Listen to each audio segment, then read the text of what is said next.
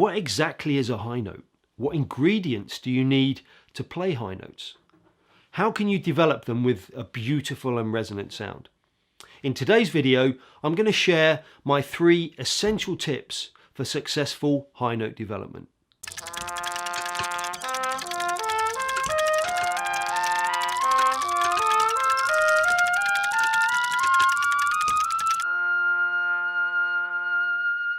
Welcome to the Trumpet Prof channel, bringing you trumpet education at a much higher level. I'm Paul Mays, and this channel is for advanced players and teachers looking for a deeper understanding of the trumpet and how to take their playing to the next level. You'll find tutorials and lectures on a whole range of trumpet related topics, so please consider subscribing, but also get involved with the channel. Leave me a question or a comment or any thoughts that you have about these videos, because that way we can really focus on helping you play the way you really want to play. Okay, let's get into the video. Now, when I talk about high notes, I don't mean this.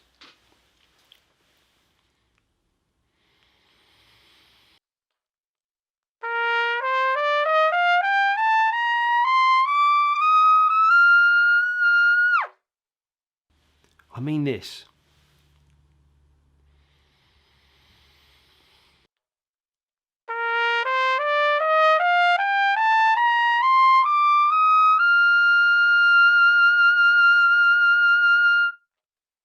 They should be an extension of what you already do and what you already believe. Sound, flexibility, articulation. All of those things you mustn't sacrifice just for the sake of playing high. High register development, if done the right way, is going to give you far more than just high notes. And that fundamentally is why, for me, they are so important. Some might say, well, what's the point? You're never going to play up there anyway. Well, the point is they're going to improve your control, your efficiency, your stamina, your confidence. For you to develop a really, really successful high register, the first thing you need is the potential to play high. And this is something that is really important and something that I don't think is considered or thought about very much by players and teachers.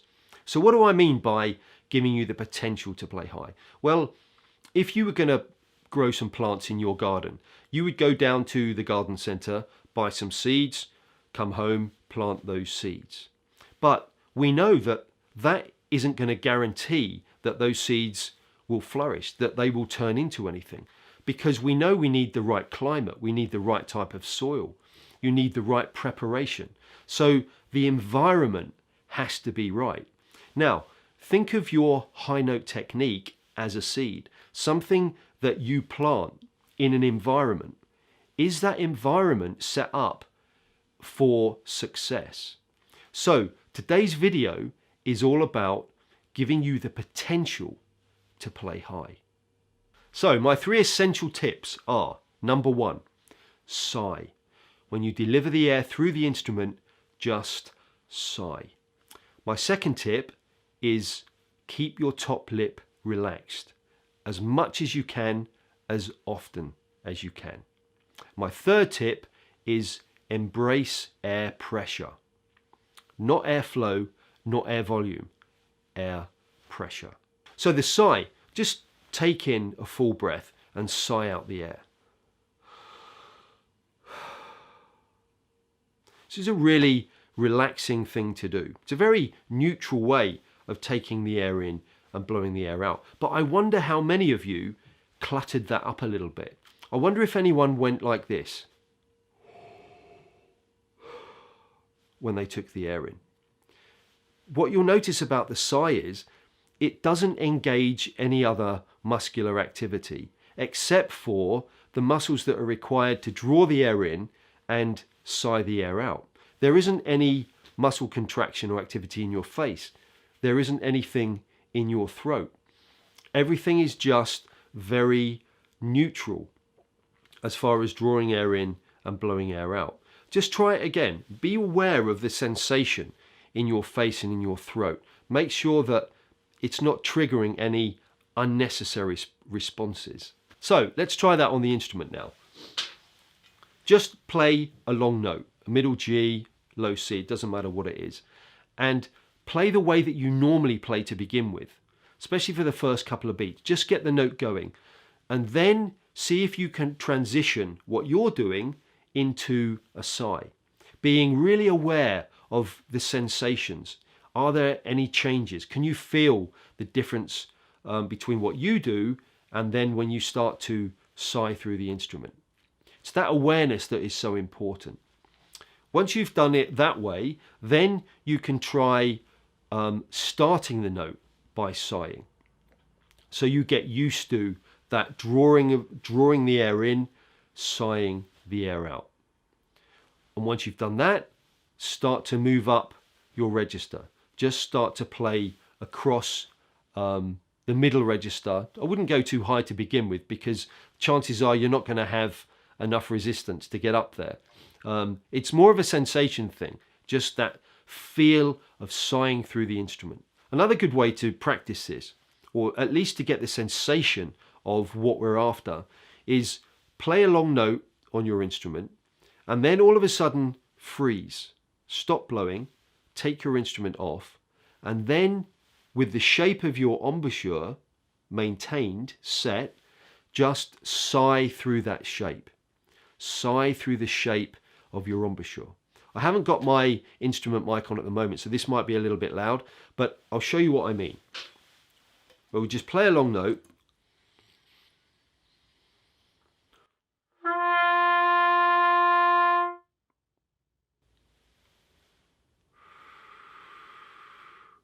And then sigh. So we can really feel these exhalation muscles working. But again, the only activity on your face is, for you, a natural one, because you're maintaining the shape of your embouchure. Tip number 2, top lip relaxed. You need to keep your top lip as relaxed as you possibly can, as often as you possibly can. And this is the way I think about high notes, and it may be slightly different to how you think about them. And this really helped me to develop some of my techniques and systems. I think about a high note as a number. I don't think about a high note as a pitch. Now, your top lip needs to be relaxed because it needs to move incredibly fast. Much, much faster than the other brass instruments, because we play so much higher. So, for a top C, for instance, your lip needs to move approximately 1,000 times a second. 1,000 times a second. Anything that moves 1,000 times a second has to have the potential to move 1,000 times a second. It needs to be free to vibrate. It needs to be relaxed. It needs to be uncluttered. So, is your lip free to vibrate? Is your lip relaxed when you play? These are the things that you can think about. It doesn't matter how you play right now, but do you have the potential for your lip to move freely 1,000 times a second? So if you do a lot of lip buzzing or mouthpiece buzzing, just think about the amount of tension in your face when you do that. Could you free that up? If you can free that up, then your lip has more potential, greater potential for moving faster. In order to access a double high C, your lips need to move 2,000 times a second. Actually, it's 1,864, but it's double the speed they need to move for a top C. So when you think of it in terms of a number, high note as a number, then you can think, hang on a minute, can my lip really vibrate that fast? Is what I'm doing, is my technique allowing my lip to move that fast? Also consider the space between your lips. And if you can, try to experiment with opening that space up to different degrees. Having your lips together before you initiate the sound is not an efficient way of playing, and is definitely going to slow your lips down when you need them to accelerate up to 1,000 times a second. Here's an exercise that will tell you how efficiently you're playing right now. And it's a really good indication of whether these techniques are working for you, how much they're working for you. So what you need to do is just loosen your mouthpiece a little bit and then play a middle G and play it at a good dynamic, a good healthy forte. And while you're playing, pull the trumpet off of your mouthpiece and be aware of what happens to the pitch. Now, what we're after is for the pitch to go up. It doesn't matter how much it ascends, but we do want it to go higher without your involvement. All you do is just sigh through the instrument. Now, as you go on with these techniques and you start to put them together, then we're trying to get that pitch to rise higher and higher and higher each time. I'll show you what happens when I do the exercise, but I don't want you to try to get close to what I'm doing. It's really an indication of where you are at the moment. And I've been working at this for a very long time. I've been working on my playing and trying to become more efficient for many, many years. But here's an example of what happens when I do that particular exercise. So we'll start on the G.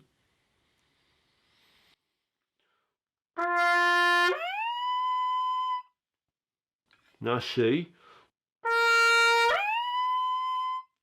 Now an E. G.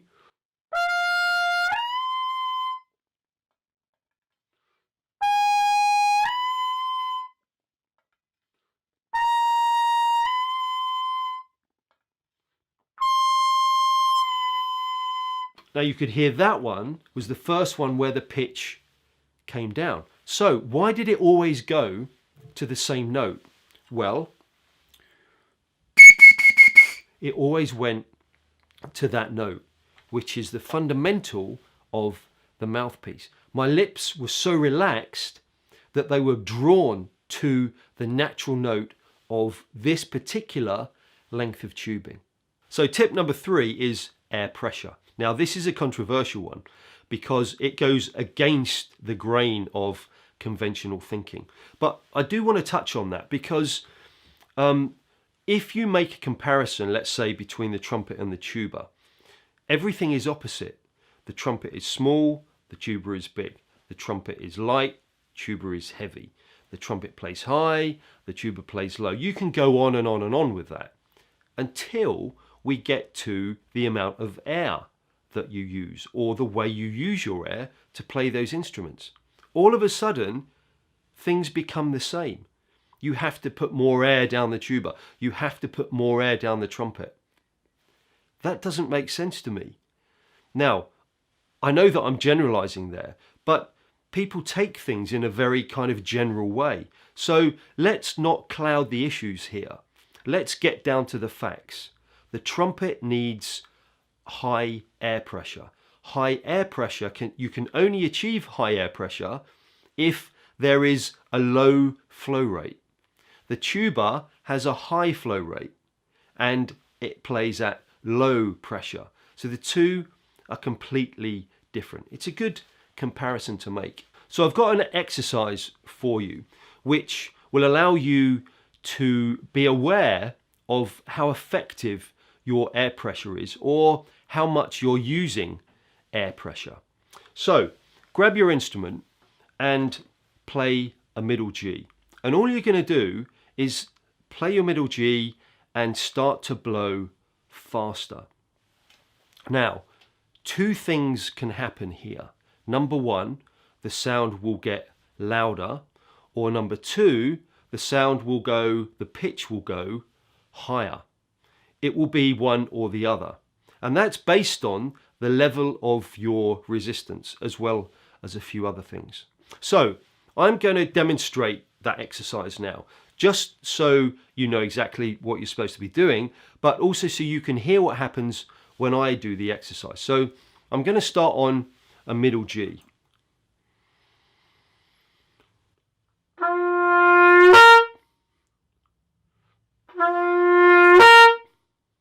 Now I try it on the C. E.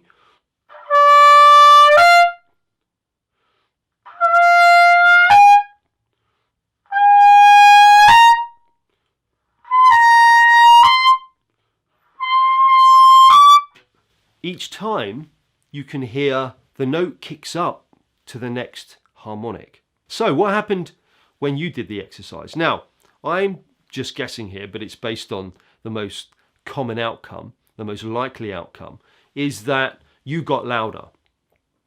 So why did one thing happen when I did the exercise and a different thing happen, different result when you did the exercise? Well, that all comes down to resistance. And I play with a very high level of resistance. Even on low notes, my resistance is much greater. My air pressure for low notes is probably much, much higher than yours. So when I really kick the air, when I generate more air pressure, I immediately just fly up the register. I'll start from a low note and I'll just kick the air really, really fast. And just listen to what happens.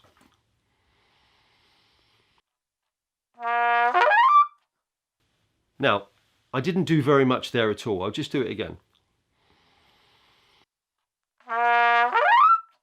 When I watch that back, I will probably see some movement in my face, but the movement is not me closing down the aperture in order to go high. The movement is the muscles contracting because the air pressure becomes so great, I don't want my lips to collapse. So there is a little bit of muscular activity in order to hold that air and stop it from just kind of collapsing my embouchure. So what you need to do is focus on your resistance. And it's really important that you know where your resistance is coming from. It doesn't necessarily have to come from the lips. And in fact, the most efficient way is for it not to come from the lips, but that's for another time. We just want to get into the habit of these three basic techniques in order to give you the potential to play high. So focus on your resistance and where it's coming from, and try to maintain it when you go low. So maybe you can play up a scale, and as you get fairly high, up to a B flat or a C, try to maintain that level of resistance then as you descend. So if I do that, this is what happens.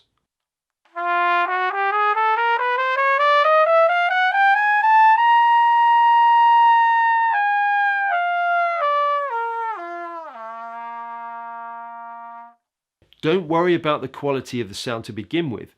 We're trying to encourage a certain way of doing things, a certain way of using the muscles. Just be very, very aware of the sensations and see if you can get a similar result. So focus on air pressure. And as long as you're doing it with the sigh, then you're not going to do yourself any harm. Yes, there is a lot of tension inside the body, but you're not going to get your lips to move between 1,000 and 2,000 times a second unless you're putting in a pretty heavy workload. You need to develop strength. We'll talk about developing strength another time. But for now, just try to get used to the concept of sighing, keeping your top lip relaxed, and generating air pressure with resistance. So I hope you've enjoyed the video today. Thanks very much for watching. If you've got any thoughts or comments or questions, please leave them below, because that way I can even make another video based on today's topic which directly responds to your feedback. See you next time.